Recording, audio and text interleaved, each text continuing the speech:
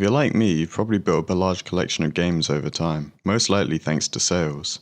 Damn you, Gabe, and your 90% summer discounts. And if you're also like me, you might struggle to keep track of them. In this video, I'm going to give you some guidance on how to manage your gaming backlog. Before we dive in, let me explain why managing your gaming backlog is important. The first reason is that by keeping track of what games you have beaten and what games you haven't, you might feel less overwhelmed when choosing a game to play, as you can sort through your library of games based on different categories you have placed your games in. The second reason is that it can actually save you money over time, as when you're bored and you want something to play, instead of looking to buy a new game, you can just look at your backlog and find a game you haven't finished yet and play that instead. Plus, you'll also be getting more value for money. The third reason is that you'll feel more accomplished with yourself as you're able to watch the pile of games you never thought you'd be able to deal with slowly decrease. So you're probably wondering how you should go about tracking and documenting your backlog, and I'm going to give you a few methods so you can get a good idea of where to start. I'll also share how I keep track of my backlog. The first method is to use a notes app or a physical notebook. You can even use color grading and symbols to track different aspects of your games. This is probably the most flexible method of keeping track of your games. However, this is also one of the most time consuming, as you'll have to create every aspect of it yourself, and you won't be able to just filter through it as easily as if you used any of the other methods I'm about to mention in this video.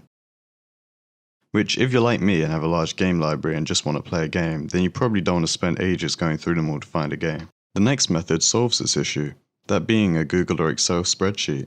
This method is quite similar to the notes method just mentioned, but the main difference is that it's much easier to categorize in these programs, as they offer the ability to sort through different tags, which notes are unable to do. You can also change the status of the completion of your games, which is much easier since it's not permanently written down, although that's the only difference for those using a physical list. You'll still have to manually sort, update, and check everything yourself, which if you've got a huge library and just want to play something can get tedious fast.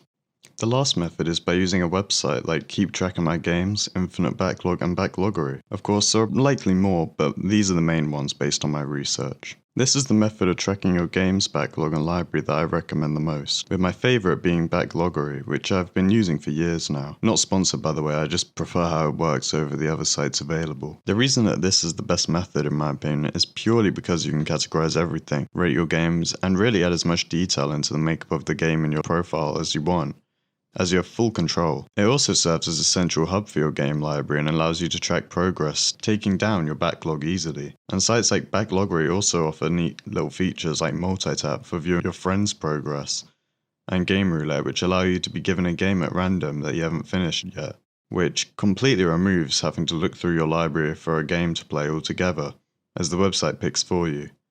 Or you might just keep spamming the randomize button like it's a slot machine, hoping that you'll finally land on that game you bought 5 years ago at 2 AM, swore you'd play and then immediately forgot about. So you can say goodbye to choice paralysis.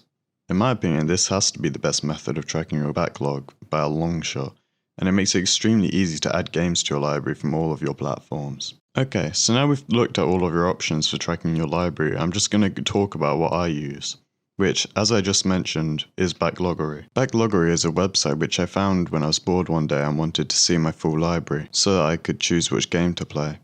Back then, the website looked like this. And no, it wasn't 2005. It was 2023. Thankfully, at some point during 2024, the creator of the website, which is just one guy by the way, gave the site a full makeover, which I have mixed feelings about purely because of the amount of customizability of the previous site, and the layout of it. However, the new look does look better, and thankfully adding more customization is coming in the future according to the all-new roadmap which the developers so graciously have provided us. I'm also glad that they haven't given in to adding adverts to the website, despite the fact that they very well could, and I'm sure not many people would even mind. I know I wouldn't. It's just such a humble little website that I use to track my games and my progress defeating my backlog. In fact, the only drawback for me is the lack of a mobile app, as other websites do provide this feature.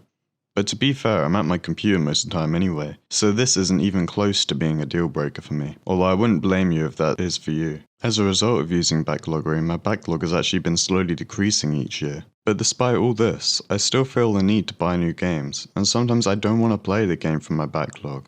And you know what?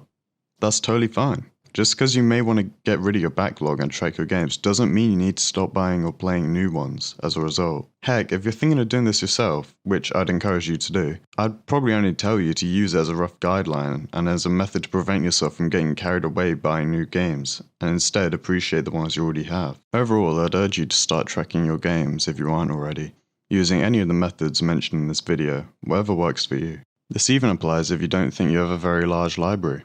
It's just a good idea to start tracking them now rather than later, as you can more easily document adding them to your library as it inevitably grows.